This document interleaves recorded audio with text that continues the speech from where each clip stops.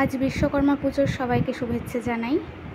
বুচা এরকম অবস্থাতেই কবে থেকে পড়েছিল, রিপোর্ট করব বলেও করা হয়নি। তো এই ফুলটা ছিল বলে আরও করতে পারিনি। তো আজকে সেই দিন রিপোর্ট করার। গামলা উল্টানোর পর এরকম অবস্থা। আমি টিউবারগুলো যদিও আগে কেটে নিয়েছিলাম, আর এগুলো হচ্ছে রানার, খুব শক্ত, তাই টেনে টেনে তুলতে পারছিলাম না। আর আমি মাটি না ধুয়ে পুরনো মাটিকেই কাজে লাগাই, যেহেতু মাটি খুব কম। এই যে পাশে টিউবারগুলো রাখা দেখতেই পাচ্ছেন, গ্রোয়িং টিপস আছে। আর এই যে পাশে সব থেকে বড় টিউবার, হাতির দাঁত বললেই চলে, অনেক বড় টিউবার এটা। এই একটাই ভালো টিউবার পেয়েছি, বাকি দুটো কোনো রকমে হয়েছে আর কি।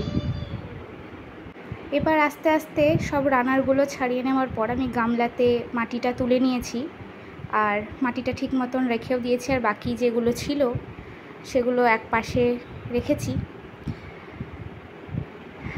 এবার হচ্ছে টিউবারগুলো আমাদেরকে ধুয়ে নিতে হবে এমনভাবে যেন কোনো কাদা না লেগে থাকে।